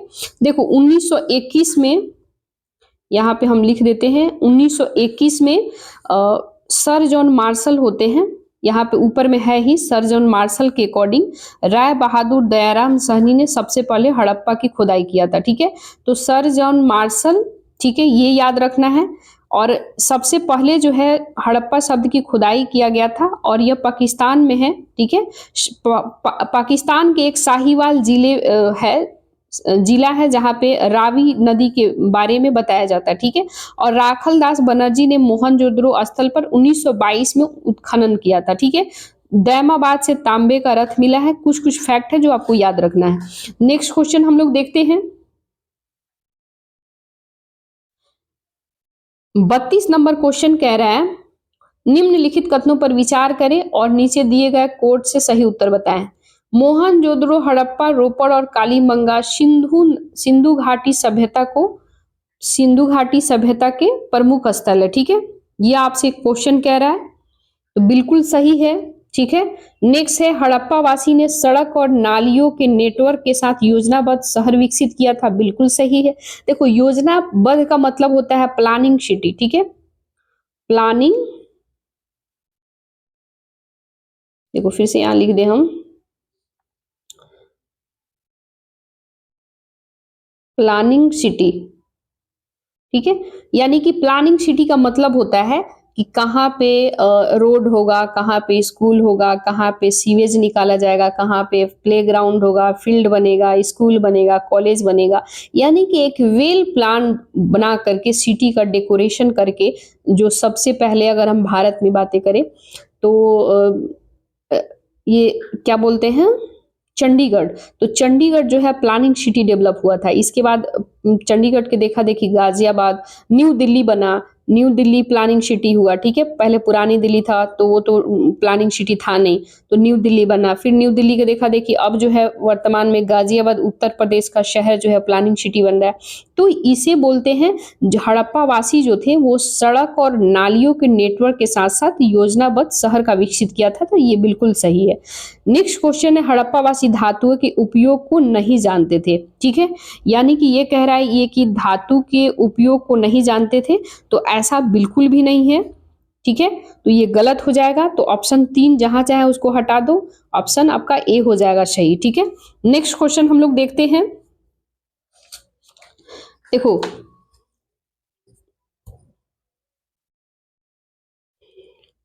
नेक्स्ट एक चीज और इसमें से पूछ रहा था कि धातु के उपयोग नहीं जानते थे, ऐसा बिल्कुल नहीं है। हड़प्पा वासी जो थे टीन, तांबा, चांदी, सोना, ये सारे चीजों के जानकारियां रखते थे, उनको ज्ञान था। लोहे का ज्ञान नहीं था, जैसे लोहा होता है ना, तो लोहा का ज्ञान नहीं था, बाकी सभी का ज्ञान था, तो ये स्टेटमेंट आपका गलत हो जाएगा। नेक्स्ट क्वेश्चन हम लोग देखते हैं। ऋग्वेद का कौन सा मंडल पूरी तरह से सोम को समर्पित है, ठीक है। तो 33 नंबर कह रहा है कि सोम को समर्पित है, कौन सा है ये आपको बताना है, ठीक है। ऋग्वेद का कौन सा मंडल पूरी तरह से सोम को समर्पित है, ठीक है, तो ये बताना है। ये मेरा 7वां मंडल, मेरा 8वां मंडल, मेरा 9वां मंडल और मेरा 10वां मंडल। ये है आपको 9वां मंडल को समर्पित है। ऋग्वेद का कौन सा मंडल है, 9वां मंडल है जो सोम को समर्पित है, ठीक है। 9वां अध्याय भगवान सोम को समर्पित है और हिमालय की चोटी पर उगने वाली एक प्रसिद्ध पौधा होता है, पौधा का रस था, ठीक है, उसी को सोम का अभ्यास यानी कि केवल धार्मिक त्योहारों पर ही किया जाता था। इतना सारा फैक्ट याद रखना है। नेक्स्ट क्वेश्चन देखते हैं, निम्नलिखित में से कौन सा वैदिक ग्रंथ मोक्ष के बारे में बात करती है, ठीक है। तो ये आपको बताना है कौन सा बात करती है, तो उपनिषद बात करता है, तो ऑप्शन डी हो जाएगा, ठीक है। नेक्स्ट क्वेश्चन देखते हैं हम लोग 35 नंबर। धर्म और रीत भारत की प्राचीन वैदिक सभ्यता के एक केंद्रीय विचार को दर्शाते हैं और इस संदर्भ में निम्नलिखित कथनों पर विचार कीजिए, ठीक है। तो 35 नंबर क्वेश्चन है कि इसमें से सही का उत्तर बताना है। पहले आपको यहाँ पे जो क्वेश्चन का डिमांड हो रहा है, कहते हैं ना as per the demand you have to give to the answer, ठीक है। तो firstly you have to check the question what was the asking, यानी क्या पूछ रहा है या फिर क्या पूछ रहा था, ये आपको चेक करना है, ठीक है। क्योंकि यही रूल होता है। यहाँ पे देखो, अगर गलत लिख देता हम लोग सही मार के चले आते, तो फिर आते हम लोग एग्जाम देके बोलते यार मैंने तो पढ़ा था गलत हो गया। तो आपको थोड़ा सिली मिस्टेक से बचना है। तो 35 नंबर हम लोग देखते हैं कि सही उत्तर इसमें बताना है, सही कौन सा हो जाएगा। पहला कह रहा है धर्म एक व्यक्ति की स्वयं दूसरों के प्रति जिम्मेदारी और व्यक्तिगत कर्तव्यों की अवधारणा है। बिल्कुल ये सही बात है। दूसरा नंबर कह रहा है रीत मौलिक नैतिक कानून था जो ब्रह्मांड और उसमें निहित सभी तत्वों की गतिविधियों को नियंत्रण करता है। बिल्कुल सही बात है। यानी कि जब दोनों सही है तो ऑप्शन सी हो जाएगा, ठीक है, ऑप्शन सी सही हो जाएगा। नेक्स्ट क्वेश्चन हम लोग देखते हैं। अच्छा, एक चीज इसमें कुछ हम लोग फैक्ट देख लेते हैं। 35 नंबर का कुछ हम लोग फैक्ट की बारे में बात कर ले। देखो, ऋग्वेद जिसका समय कब कब था ये आपसे पूछा जाएगा। तो ऋग्वेद का समय जो था 1500 से लेकर के 1000 ईसा पूर्व तक था, ठीक है, ये याद रखना है। और धर्म शब्द का प्रयोग कानून के अर्थ में किया गया और इसका संबंध नैतिकता से है। ऋग्वेद का अर्थ संसार की नैतिक भौतिक व्यवस्था से है। ये सभी दोनों आंसर हम लोग पढ़े हैं, सही है, ठीक है। नेक्स्ट क्वेश्चन की ओर बढ़ते हैं हम लोग। नेक्स्ट क्वेश्चन कह रहा है 36 नंबर, जैन साहित्य से संबंधित निम्नलिखित कथनों को पढ़े और सही विकल्प चुने, ठीक है। तो सही विकल्प देखो गाइज, जहां जहां मुझे लग रहा है कि आसान है तो मैं ऐसे ही पढ़ के निकल ले रही हूँ। जहां मेरे को लग रहा है कि एक्सप्लेनेशन याद रखनी चाहिए वहां मैं बता दे रही हूँ, ठीक है। क्योंकि देखो, जहां पे आप सभी जाने फिर बताने की कोई मतलब ही नहीं है। वैसा क्वेश्चन जो आप सभी को पता होता है तो फिर वहां पे रिपीट करने की कोई जरूरत नहीं लगता है मेरे को, ठीक है। नेक्स्ट क्वेश्चन हम लोग देखते हैं। 36 नंबर क्वेश्चन कह रहा है जैन साहित्य से संबंधित निम्नलिखित को पढ़े और सही विकल्प चुने, ठीक है। यानी कि सही गलत क्या है इसमें पहले आपको गोला घेर देना ताकि पता चले गलत है सही है। पहला कह रहा है श्वेतांबर धर्म सूत्र में 12 भाग है, ठीक है। फिर दूसरा कह रहा है श्वेतांबर परंपरा के अनुसार इन भागों को वलाभी में आयोजित एक धार्मिक सभा में संकलित किया था। ऐसा बिल्कुल भी नहीं है, ठीक है। यानी एक तो सही है, श्वेतांबर धर्म सूत्र में 12 भाग था, ये बिल्कुल सही है। लेकिन ये दूसरा आपका गलत हो जाता है। तो आप मिलाइए, एक कहाँ सही है, कथन और दोनों सत्य है, बिल्कुल नहीं, ये नहीं होगा। कथन 1 गलत है लेकिन कथन 2 सत्य है, बिल्कुल भी नहीं, ठीक है। कथन और कारण दोनों सत्य असत्य है, ये भी नहीं है। कथन सत्य है लेकिन कथन 2 असत्य है, यानी कि गलत है, बिल्कुल सही कह रहा है। तो ऑप्शन आपका डी हो जाएगा, ठीक है। ये सारा याद रखना है, ठीक है। नेक्स्ट क्वेश्चन हम लोग देखते हैं। 37 नंबर क्वेश्चन हम लोग देखते हैं। बुद्ध के समकालीन राजाओं को उनके राज्यों से सुमेलित करें और नीचे दिए गए कोड को सही उत्तर बताएं, ठीक है। तो इसमें हम लोग देख लेते हैं कौन सा इसका सही हो जाएगा, ठीक है। देखो, परघोत जो है ये अवंती से रिलेटेड है, तो 1 का 3 हो जाएगा। उदयन जो है ये वत्स से रिलेटेड है, 2 हो जाएगा। पेशनजीत जो है ये कौशल से रिलेटेड है। अजात शत्रु मगध से रिलेटेड है। तो आपको देखना है कि ये ऑप्शन कहाँ मिल रहा है। 1 का 4 कहाँ पे है, सॉरी 1 का 3 परघोत अवंती से रिलेटेड है, तो 1 का 3 कहीं नहीं है, ये भी नहीं है, ये भी नहीं है, ये भी नहीं है। हम लोग को कहाँ दिख रहा है, सी में दिख रहा है। तो आपका सी आंसर सही हो जाएगा। परघोत जो है अवंती, उदयन वत्स से प्रसेनजीत जो है कौशला, अजातशत्रु मगध से रिलेटेड, ठीक है। ये आपको याद रखना है। एक चीज और बता दें कि बौद्ध ग्रंथ जो है ये अंगुत्तर निकाय से पता चलता है कि महात्मा बुद्ध के उदय से पहले उत्तर भारत में 16 बड़े राज्य में विभक्त है, यानी कि 16 बड़े राज्यों में, ठीक है, बड़े राज्यों में, ठीक है, यानी कि डिवाइडेड था, ठीक है। और परघोत राज जो था ये अवंती और उदयन वत्स पे संजीत कौशल अजात शत्रु मगध के थे, ठीक है। तो ये सारा फैक्ट याद रखना है। नेक्स्ट क्वेश्चन हम लोग देखते हैं। 38 नंबर क्वेश्चन कह रहा है उदयन वासवदत्त की कथा किससे संबंधित है, ठीक है। ये आपको बताना है किससे संबंधित है। तो उज्जैनी से संबंधित है, यानी कि उज्जैन से संबंधित है। उज्जैन कहाँ है, एमपी में है। ये याद रखना है। अक्सर पूछा जाता है कि उज्जैन, महाकाल, ये सारा ऐसे क्वेश्चन पूछा जाता है। तो ये जो है उज्जैन है, उज्जैन कहाँ है? एमपी में है, ठीक है। देखो उदयन वासवदत्ता जो है ये उज्जैन से जुड़ा हुआ है और ये महाकवि भास के नाटक स्वपरवशवदत्तम है, यानी कि यहाँ पे हम लिख देते हैं, थोड़ा सा बोलने में मेरे को भारी भारी वर्ड होता है ना, आप समझ रहे हैं। प्रवासवदत्तम, ठीक है। इतना लंबा लंबा है ना, 4 कट्ठा में नाम है इसका। देखो वत्सराज उदयन और अवंती नरेश परघोत की पुत्री होती है और वासवदत्ता जो होता है ये इसकी प्रेम कथा का वर्णन इसमें बताया जाता है, ठीक है। तो ये सारा आपको याद रखना है। नेक्स्ट क्वेश्चन हम लोग देखते हैं 39 नंबर। हालांकि ये सारा हम लोग ऑडियो फॉर्म जो हम लोग पढ़े थे ना, एंशिएंट मेडाइवल कवर किए हैं, ये सारा हम लोग ऑलरेडी कवर कर चुके हैं, उसी का एमसीक्यू है, ठीक है। निम्नलिखित में से कौन सा प्राचीन भारतीय अभिलेख देश संकट के दौरान उपयोग किए जाने वाले खाद्यान्न को संरक्षित करने का सबसे पहला शाही आदेश है? ये आपको बताना है 39 नंबर, ठीक है। तो ये सोहागौरा ताम्रपत्र से मिलता है, ठीक है। इसका पहला शाही आदेश जो होता है सोहागौरा ताम्रपत्र से मिलता है। अच्छा एक चीज हम लोग और इसमें बात कर ले, 322 ईस्वी में चंद्रगुप्त मौर्य के समय में सोहगौरा ताम्र शिलालेख से ये पता चलता है और सोहगौरा ताम्र ये कहाँ मिलता है? यूपी के गोरखपुर में, ठीक है। महास्थान शिलालेख ये बांग्लादेश से इसका जानकारी मिलता है। मगध के नंद वंश के अंतिम शासक घनानंद जो होता है उसके गुरु चाणक्य की सहायता से मार करके और भारत में मौर्य वंश की स्थापना किया जाता है।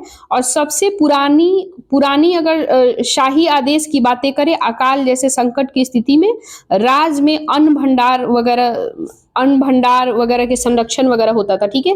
तो ये मौर्य काल उस समय था, ये याद रखना है। जस्ट अभी हम लोग देखे हैं कि अशोक के रुमनदेही शिलालेख में कुछ चीजें हैं जो मिलता है। अशोक के 20वें जो शपथ लेता है, 20 साल के बाद वो शपथ लेने के बाद वो जाता है, रुमनदेही अभिलेख की जानकारी मिलता है, फिर लुम्बिनी वगैरह जाता है। तो ये सारी चीजें आपको याद रखना है, ठीक है। नेक्स्ट क्वेश्चन हम लोग देखते हैं 40 नंबर। निम्नलिखित में से किस शासक ने इस शिलालेख के माध्यम से अपनी प्रजा को सलाह दी थी? ठीक है, तो कौन सलाह देता है इसके बारे में हम लोग देख लेते हैं। निम्नलिखित में से किस शासक ने शिलालेख के माध्यम से अपनी प्रजा को सलाह दी थी कि कोई भी व्यक्ति जो अपनी धार्मिक संप्रदाय की प्रशंसा करता है, अपने संप्रदाय के प्रति अत्यधिक भक्ति के कारण अन्य संप्रदायों को आलोचना करता है, वह अपने संप्रदाय को गंभीर नुकसान पहुंचाता है। ठीक है, तो ये कहा जाता है किसके द्वारा? अशोक के द्वारा। ठीक है, अशोक के द्वारा कहा जाता है। ऑप्शन ए हो जाएगा। देखो, भारत में जो भी शिलालेख की शुरुआत होता है सबसे पहले अशोक ने ही किया था, और अशोक के शिलालेखों की खोज जो होता है टिफेंथलर ने किया था। ठीक है, अशोक के शिलालेख यहाँ पे हम लिख देते हैं, अशोक शिलालेख। ठीक है, अशोक के शिलालेख जो होता है ये सबसे पहले खोज किसने करता है? पी टिफेंथलर। ठीक है, तो यहां पे हम लिख देते हैं पी टिफेंथलर। ठीक है, ये आपको याद रखना है। कब किया था?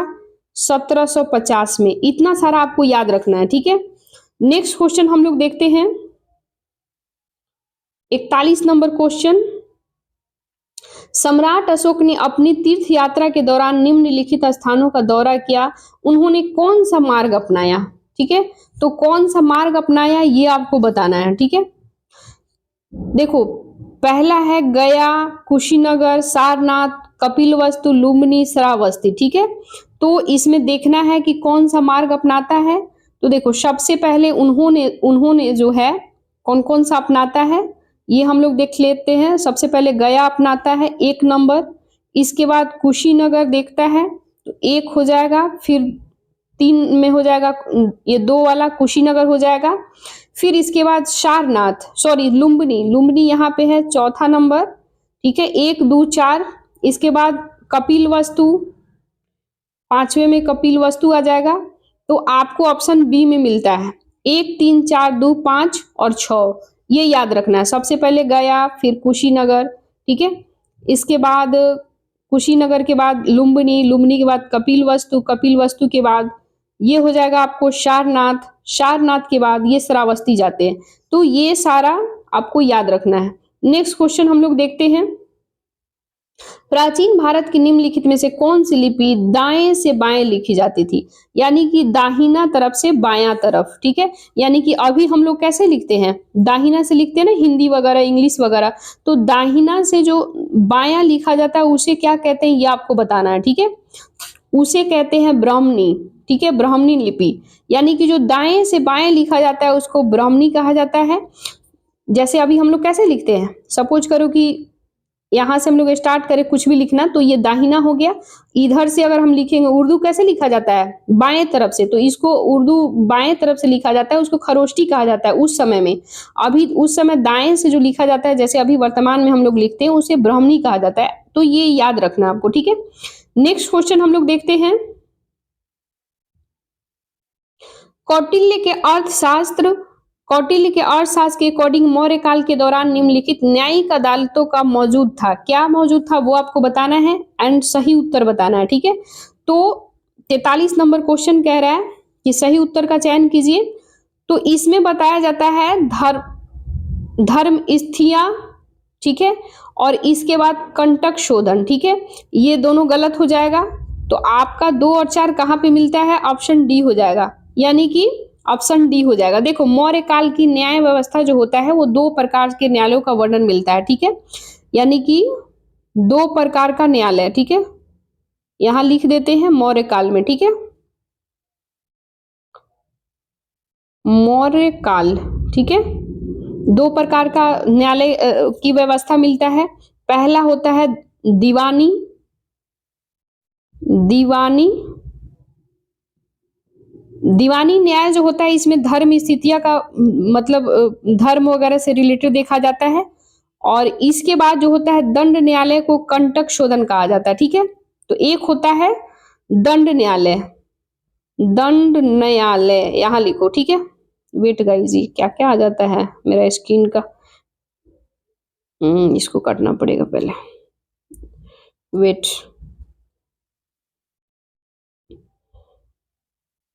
44 43 नंबर किधर गया, ये रहा, ठीक है। तो हम लोग 43 नंबर का बात कर रहे थे, थोड़ा सा मूव ऑन हो चुका था।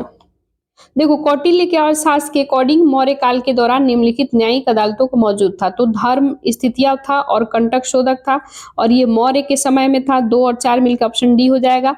मौर्य काल के समय ये था, एक था दीवानी न्यायालय कहा जाता था, दूसरा दंड न्यायालय था। तो ये सारा आपको याद रखना है।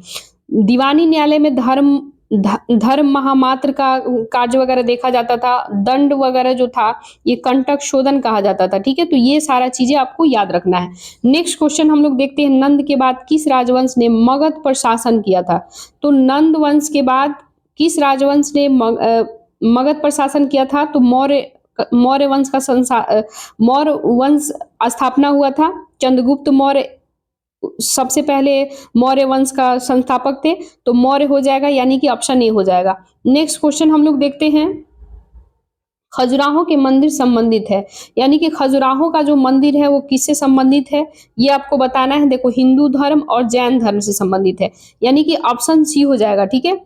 और 11वीं शताब्दी में चंदेल राजपूत जो होते हैं, इनके शासक शहर को एक शहर में एक विशाल मंदिर वगैरह बनाते हैं। और ये मंदिर जो होता है, 30 मंदिर आज भी विद्यमान है, ठीक है। तो ये जैन और हिंदू धर्म से रिलेटेड है, खजुराहो का मंदिर, ये याद रखना है।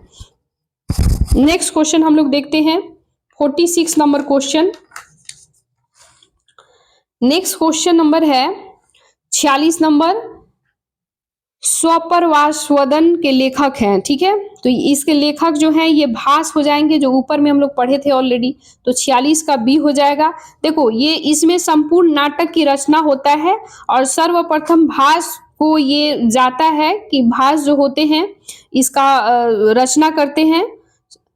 इसको बोलते हैं स्वपरवास्वदन, यहाँ पे ऑलरेडी लिखा हुआ है, ठीक है। तो ये सब याद रखना है। ये 13 भास जो होते हैं 13 नाटकों की खोज किया, ठीक है, जिसमें अभिषेक, प्रतिज्ञा, यौन धरान्य, उरुभंग, ऐसे कुछ करके बहुत सारा चीज लिखा जाता है, ठीक है। तो नेक्स्ट क्वेश्चन हम लोग देखते हैं, 47 नंबर क्वेश्चन हम लोग देखते हैं। कन्नौज पर आधिपत्य स्थापित करने के लिए त्रिकोणीय संघर्ष में शामिल राजवंश थे। ठीक है, तो आपको बताना है इसका सही उत्तर। ठीक है, देखो इसमें कन्नौज पर आधिपत्य स्थापित करने के लिए त्रिकोणीय संघर्ष में शामिल राजवंश थे। कौन कौन इसमें शामिल थे वो बताना है। तो इसमें जो होता है पाल वंश थे, ठीक है, प्रतिहार वंश थे, राष्ट्रकूट थे, चोल नहीं होता है तो चोल को काटो, एक जहां जहां है उसको हटा दो। आपका एलिमिनेशन मेथड के अकॉर्डिंग आंसर सीधे निकल जाएगा, ऑप्शन सी हो जाएगा। ठीक है, नेक्स्ट क्वेश्चन हम लोग देखते हैं, वर्धमान महावीर का जन्म किस स्थान पर हुआ था। ठीक है, तो वर्धमान महावीर का जन्म कुंडग्राम में होता है, कुंडलवन कुंडग्राम में होता है महावीर का जन्म। ठीक है, तो कुंडग्राम यहाँ पे लिखा हुआ है ऑलरेडी, यानी कि वर्धमान महावीर का जन्म कब होता है, 599 ईसा पूर्व में। वैशाली के पास कुंडग्राम है, वर्तमान में वैशाली जो है पटना के पास में है, वैशाली एक जिला है ऑलरेडी, वैशाली जिला। तो 599 ईसा पूर्व में इनका जन्म होता है और वैशाली के एक कुंडग्राम जगह है वहां पे होता है। ठीक है, और ये कौन सा कुल के शासक थे, तो ज्ञात्रिक वंश के मुखिया सिद्धार्थ के घर में इनका पैदा हुए थे। दूसरा याद रखना है 24वें तीर्थकर थे। ठीक है, 24वें तीर्थकर थे। ठीक है, महावीर स्वामी को जैन धर्म का वास्तविक संस्थापक माना जाता है। इतना सारा याद रखना है। एक और फैक्ट मैं बता दूं कि 72 वर्ष की उम्र में इनका डेथ हुआ था, 72 वर्ष में इनको मृत्यु हो जाता है। ठीक है, तो ये सारा याद रखना है। और कब होता है 72 वर्ष की उम्र में मृत्यु, तो ये पावापुरी में होता है, पावापुरी, ये याद रखना है। फिर ये पूछेगा 72 वर्ष की उम्र में तो होता है, लेकिन ईस्वी पूछेगा तो 527 ईसा पूर्व में, ये याद रखना है। ठीक है, नेक्स्ट क्वेश्चन हम लोग देखते हैं 49 नंबर, त्रिपिटक निम्नलिखित में से किससे संबंधित है। ठीक है, तो त्रिपिटक बताना है किससे संबंधित है, बौद्ध धर्म से संबंधित है। ठीक है, देखो त्रिपिटक जो होता है इसमें कौन कौन सा होता है, एक होता है सूत पिटक, सूत पिटक, फिर से मैं लिख दूं यहां पे, देखो एक नंबर में लिखो सूत पिटक, है ना, सूत पिटक। 2 नंबर में हो जाएगा विनय पिटक, विनय पिटक, है ना। तीसरा नंबर में हो जाएगा अभिधम पिटक, अभिधम यानी अभिधम पिटक, यहाँ पे पिटक लिख लो। ठीक है, तो ये 3 पिटक याद रखना है। ये किससे रिलेटेड है, इसी को त्रिपिटक बोलते हैं, ये बौद्ध से रिलेटेड है, बौद्ध धर्म से, ऑप्शन बी हो जाएगा। ठीक है, नेक्स्ट क्वेश्चन हम लोग देखते हैं, मिलिंद पन्हो है, मिलिंद पन्हो क्या है इसके बारे में बताना है। मिलिंद पन्हो जो है पाली महाकाव्य है, यानी कि ऑप्शन सी हो जाएगा। देखो मिलिंद पन्हो जो होता है ये पाली ग्रंथ है, यानी कि इस ग्रंथ में यूनानी शासक मेनांडर के द्वारा बौद्ध भिक्षु का नागसेन के बीच बातचीत होता है और उसका वर्णन के बारे में बताया जाता है। ये बौद्ध भिक्षु नागसेन राजा मिलिंद मेनांडर के दार्शनिक प्रश्नों के उत्तर देते हैं और ये सारा चीज इसमें मेंशन किया गया है, तो ये याद रखना है। मिलिंद पन्हो पाली महाकाव्य से रिलेटेड है।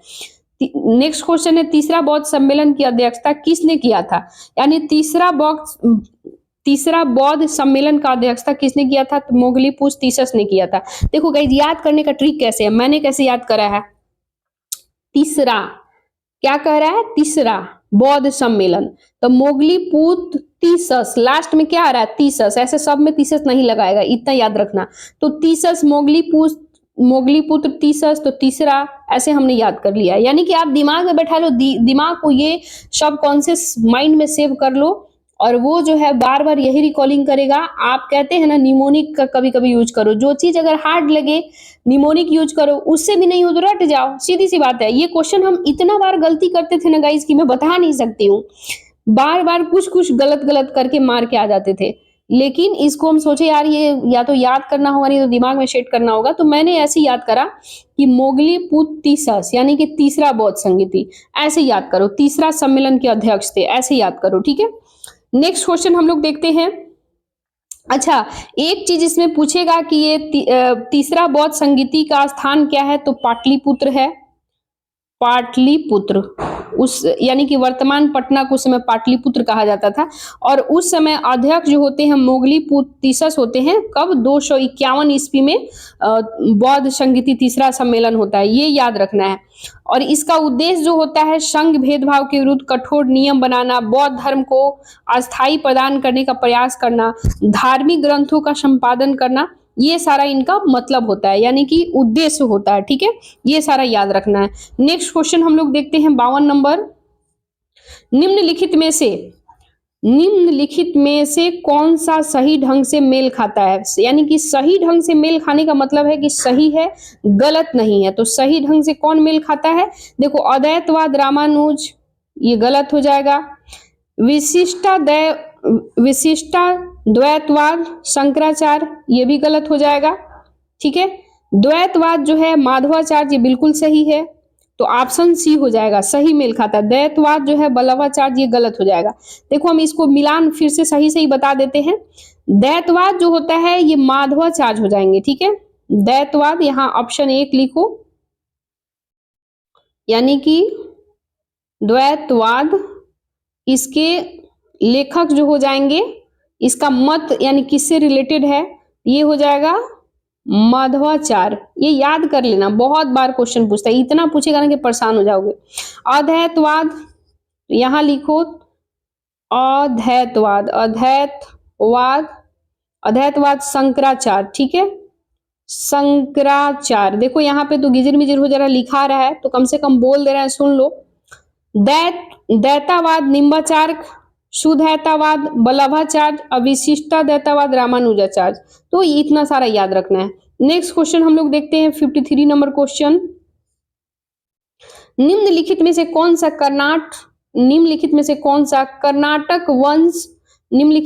सा कर्नाटक में वीर शैव आंदोलन का संस्थापक था? ठीक है, तो ये कौन था? ये बसवन्ना था। ठीक है, ऑप्शन ए हो जाएगा। ठीक है, देखो 12वीं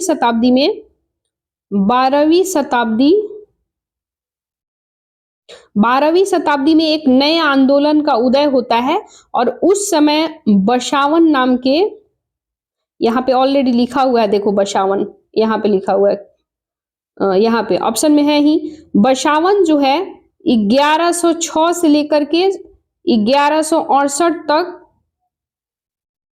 मतलब इनका शासन रहता है और नेतृत्वकर्ता होते हैं। और ब्राह्मण ने किया, ये बसावन जो होते हैं एक ब्राह्मण है जो कि प्रारंभ में जैन थे और बाद में चालुक्य राजा के दरबार में मंत्री बनते हैं।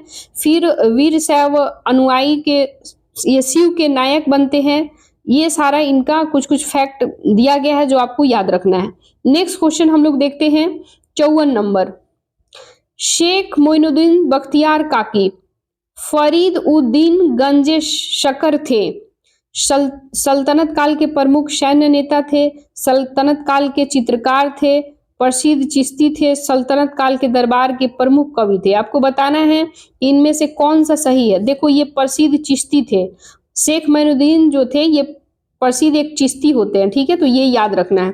देखो, ये चिश्ती सिलसिले की अगर हम बात करें तो सूफी शिक्षक जो होते हैं, मृत्यु का वर्ष इनका कुछ कुछ ऐसा है कि शेख मोइनुद्दीन चिश्ती जो है ये 1235 ईस्वी में अजमेर, यानी कि अजमेर कहाँ है? राजस्थान में है।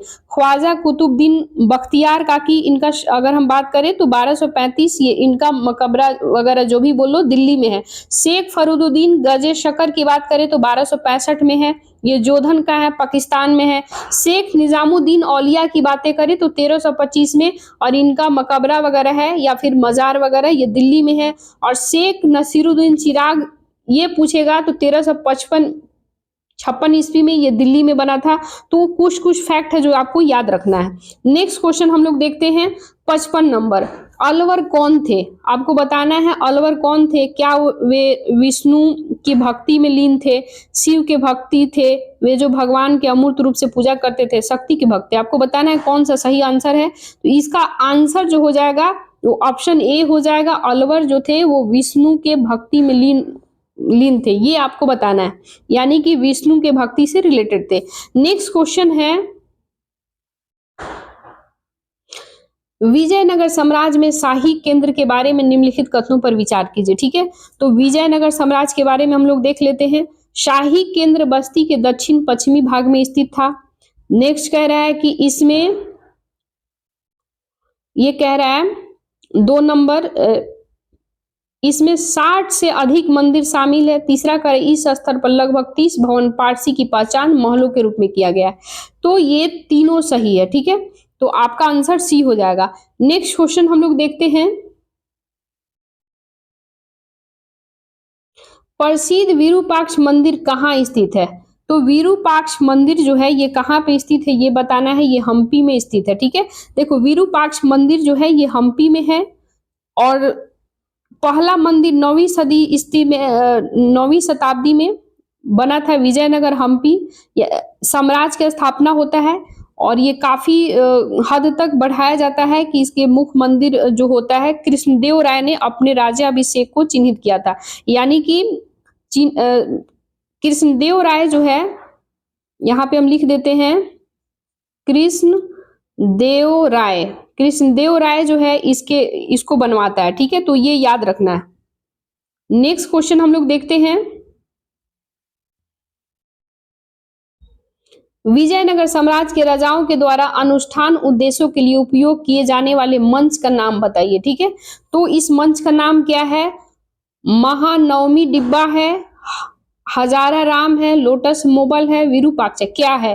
तो ऑप्शन ए हो जाएगा, महानवमी डिब्बा है। ठीक है, नेक्स्ट क्वेश्चन हम लोग देखते हैं 59 नंबर, विजयनगर में अमर नायकों का वर्ग निम्नलिखित में से किसका संदर्भ है? ठीक है, तो ये कौन सा संदर्भ है, सही है, ये बताना है।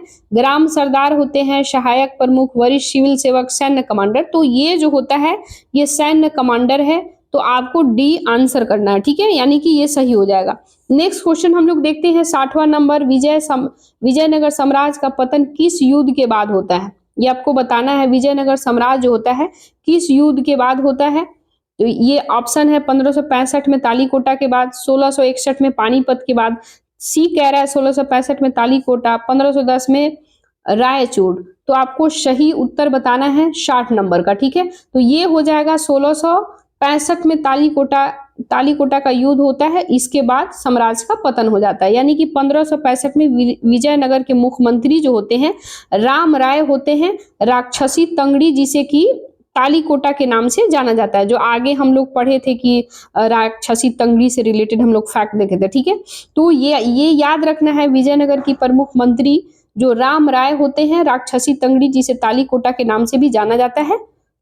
और ये जो होता है इनकी सेना बिजौर, अहमदनगर, गोलकुंडा, ये सारे जगहों पे इनकी सेनाओं को हरा दिया जाता है और विजयनगर सेना विजयनगर शहर को लूट लिया।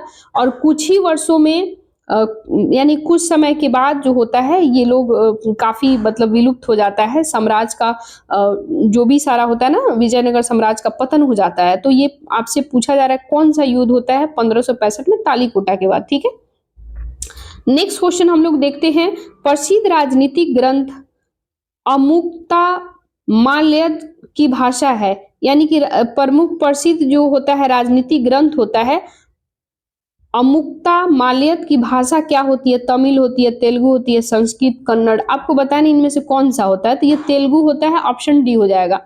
देखो विजयनगर साम्राज्य 1509 से लेके 1529 ईस्वी में तुलु वंश का शासक था। ठीक है, और कुछ मंदिरों के निर्माण बहुत ही जैसे करता है दक्षिण भारतीय मंदिर में प्रभावशाली, जैसे गोपुरम जोड़ने का श्रेय इसी को ही दिया जाता है।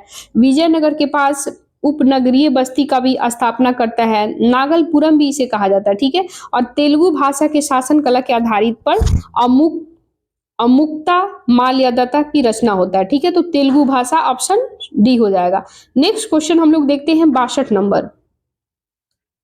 62 नंबर क्वेश्चन कह रहा है निम्नलिखित में से किसने, इसको थोड़ा नीचे कर दें, देखो निम्नलिखित में से किसने 1856 ईस्वी में हम्पी को पुरातात्विक अवशेषों की पहली पुच्छी तस्वीरें ली थी? ठीक है, तो ये आपको बताना है कौन सा लेता है। तो ये हो जाएगा आपको अलेक्जेंडर ग्रीनॉल ने, ऑप्शन बी हो जाएगा। ठीक है, यानी कि अलेक्जेंडर ग्रीनॉल जो होता है 1856 ईस्वी में इसका पहला तस्वीर लेता है। ठीक है, और 1902 की बातें करें तो 1902 में जॉन मार्शल यानी कि जॉन मार्शल, इसके संरक्षण प्रोटेक्शन का काम शुरू हो जाता है 1986 की बात करें। 1986 में हम्पी को, जो हम्पी होता है, हम्पी, इसको विश्व धरोहर यानी कि हेरिटेज में शामिल किया जाता है। ठीक है, तो ये सारा याद रखना है। देखो, बीजिंग के बाद दुनिया का दूसरा सबसे बड़ा मध्यकालीन शहर है। ठीक है, ये याद रखना है। नेक्स्ट क्वेश्चन हम लोग देखते हैं 63 नंबर, ऊपर चला गया। योग वासिष्ठ का फारसी में अनुवाद निजामुद्दीन पानीपत ने किसके शासनकाल में किया था? तो ये अकबर के शासनकाल में किया था, ये याद रखना है। नेक्स्ट क्वेश्चन है निम्नलिखित में से किसने दिल्ली में लाल किला बनवाया था? ठीक है, तो दिल्ली में लाल किला किसने बनवाया था? शाहजहां ने बनवाया था, ये याद रखना। देखो, शाहजहां ने जब उसका राजकोषीय नीति वगैरह का पालन करता है तो भवन निर्माण में उसको बहुत ही ज्यादा लगन था, जुनून था, उसे बहुत पसंद था। ठीक है, तो धन जमा करता है, फिर 1648 ईस्वी में दरबार सेना वगैरह का, और जैसे आगरा में आप देखते हैं कि आगरा में ये क्या बोलते हैं, ताजमहल वगैरह शाहजहां बनाता है। ठीक है, इसके बाद दिल्ली के लाल किला का निर्माण कराता है। तो ये सारा चीज कुछ कुछ फैक्ट है जो याद रखना है। इसके बाद शाही राजधानी जो होता है शाहजहानाबाद चला जाता है। आगरा जो है, आगरा से जो शाही राजधानी बनाता है वो शाहजहानाबाद ले जाता है। फिर लाल किला, दिल्ली के जो जामा मस्जिद है, फिर इसके बाद दिल्ली के पुराने आवासीय शहर है, ये सारा शाहजहां के काल में बनाया गया था। ठीक है, नेक्स्ट क्वेश्चन हम लोग देखते हैं 65 नंबर, ये रहा 65 नंबर। निम्नलिखित में से कौन हुमायूं नामा का लेखक है? यानी कि हुमायूं नामा का लेखक कौन है? गुलबदन बेगम। ये आप सभी को ऑलरेडी पता है, मुझे बताने की जरूरत नहीं है। ठीक है, तो ये याद रखना है कि हुमायूं नामा की लेखक गुलबदन बेगम है और तुर्की और फारसी में इनके द्वारा लिखा गया है। ठीक है, ये याद रखना है। नेक्स्ट क्वेश्चन हम लोग चलते हैं 66 नंबर। 16वीं शताब्दी का कांग्र थनचंडी मंगला किसके द्वारा रचिता था? ठीक है, तो ये बताना है। 66 नंबर का आंसर क्या हो जाएगा? ये पहला कह रहा है हेमा सरस्वती, माधव कंदल, तुकराम, मुकुंदराम चक्रवर्ती। तो मुकुंदराम चक्रवर्ती आपका आंसर हो जाएगा। देखो, यह मुकुंदराम चक्रवर्ती जो होता है, इनके 16वीं शताब्दी में बंगाली कविता चंडी मंगला का एक अंश है। ठीक है, जो हम लोग ऊपर में पढ़े थे चंडी मंगला, ये कविता के नायक होते हैं। कालकेतु जंगल साफ करने के राजों से ये स्थापित होता है। ठीक है, इन जंगल साफ वगैरह करने, मतलब ये एक टाइटल होता है, इसके बारे में ये लिखते हैं। ठीक है, नेक्स्ट क्वेश्चन है फतेहपुर सीकरी में इबादत खाना था। तो फतेहपुर सीकरी में इबादत खाना क्या था? तो ऑप्शन हम लोग देख लेते हैं। शाही परिवार के उपयोग के लिए मस्जिद था, अकबर का निजी प्रार्थना कक्ष था, दूसरा कह रहा है कि वह हॉल जिसमें अकबर विभिन्न धर्मों के विद्वानों के साथ चर्चा करता था, नेक्स्ट कह रहा है कि वह कमरा जिसे विभिन्न धर्मों के कुलीन लोग धार्मिक मामलों पर चर्चा करने के लिए एकत्रित होते थे। सही कथन इसका हो जाएगा ऑप्शन सी हो जाएगा, वह हॉल था जिसमें अकबर जो होता है ना, वो विभिन्न धर्मों के विद्वान जो होते हैं, ज्ञाता होते हैं, सभी को बुला करके चर्चा वगैरह करता है। ठीक है, फतेहपुर सीकरी, ये याद रखना है। अच्छा, एक चीज आपसे पूछेगा कि कब बनवाया गया था, तो 1500, यहां पे हम लिख देते हैं, देखो 1575 ईस्वी में। ठीक है, 1575 ईस्वी में फतेहपुर सीकरी इबादत खाने का निर्माण होता है। ठीक है, ये याद रखना है। नेक्स्ट क्वेश्चन आप देखते हैं हम लोग 68 नंबर। मोहम्मद गोरी ने भारत में प्रथम इक्ता किसे प्रदान किया था? ठीक है, तो प्रथम इक्ता किसे प्रदान करता है? कुतुबुद्दीन ऐबक को प्रदान करता है। ठीक है, यानी मोहम्मद गोरी जो होता है प्रथम इक्ता किसे करता है? कुतुबुद्दीन ऐबक को। तो ये याद रखना। देखो, कुछ फैक्ट हम लोग देख लेते हैं। मोहम्मद गोरी जो होता है, ये मोहम्मद गोरी गोरे के मोहम्मद के नाम से जाना जाता है और 1173 से लेके 1202 ईस्वी तक गोरी साम्राज्य का सुल्तान रहता है। फिर इसके बाद 1202 से लेके 1206 तक इसका शासन रहता है और भारत में मुस्लिम शासक स्थापित करने का श्रेय इसे दिया जाता है। ठीक है, और इसमें और आधुनिक की बातें करें तो मॉडर्न टाइम में तो Afghanistan, Bangladesh, Pakistan, Iran, Bharat, Tajikistan, Turkmenistan कुछ हिस्सों पर शासन करता है। ठीक है, तो ये सारा आपको फैक्ट याद रखना है। नेक्स्ट क्वेश्चन हम लोग देखते हैं 69 क्वेश्चन हम लोग देखते हैं। दिल्ली का कौन सा सुल्तान रक्त और लौह नीति अपनाने के लिए जाना जाता है? रक्त और लौह नीति जो है ये बलबन है, आप सभी जानते हैं, ठीक है। फिर भी हम लोग थोड़ा सा देख लेते हैं। देखो बलबन के बारे में कहा ऐसे जाता है कि रक्त और लौह की नीति अपनाया जाता है, और ये प्रथम सुल्तान था जो पद ईश्वर के द्वारा दिया गया, और दूसरे सुल्तान के लिए निरंकुश होना अनिवार्य था, ठीक है। और ये सुल्तान धरती पर ईश्वर का प्रतिनिधित्व यानी कि नियामते खुदाई, उसका स्थान पैगंबर के बाद था। वो अपने आप में कहता था कि मेरा जो स्थान है वो पैगंबर जो होता है, प्रोफेट जो होता है, उसके बाद हम है, ठीक है। और ये सुल्तान को कार्य करने के लिए प्रेरणा करता था, शक्ति ईश्वर से मिलती है ये कहता था, ठीक है। जिले इलाही का अर्थ होता है कि ईश्वर प्रतिबंधित, यानी कि बलबन ने अपने दरबार में नौरोज प्रथा वगैरह स्टार्ट करता है। ईश्वर, जिले इलाही, ये सारा वर्ड जो यूज करता है ये आपको बलबन करता है, तो ये सारा याद रखना है, ठीक है। नेक्स्ट क्वेश्चन देखते हैं, गुलामों का गुलाम किसे कहा जाता है, ठीक है। तो गुलामों का गुलाम किसे कहा जाता है ये आपको बताना है। इल्तुतमिश को कहा जाता है गुलामों का गुलाम, ऑप्शन डी हो जाएगा। इल्तुतमिश को गुलामों का गुलाम कहा जाता है, ठीक है। नेक्स्ट क्वेश्चन है, ऊपर थोड़ा हम लोग कर ले। देखो 71 नंबर क्वेश्चन हम लोग देखते हैं। नीचे दिए गए कथन एक को कथन दो में मिलान करें, ठीक है। सॉरी, कथन एक को अभिकथन और दूसरे का कारण कहा गया है, यानी इसमें आपको बताना है इसका कौन सा कथन सही है, कौन सा कथन गलत है, इसके बारे में हम लोग को चर्चा करना है, ठीक है। तो पहला कह रहा है बलबन ने अपने शासन को शक्तिशाली बनाया और सभी शक्ति अपने हाथ में केंद्रीकृत किया था, बिल्कुल सही है। वह मंगोल आक्रमण से उत्तर पश्चिम सीमाओं को सुरक्षित करना चाहता था, ये भी सही है, लेकिन दोनों ए और आर दोनों सही है, लेकिन स्पष्टीकरण जो है एक ही समय में नहीं होता है, इसलिए इसका आंसर हो जाएगा बी, ठीक है।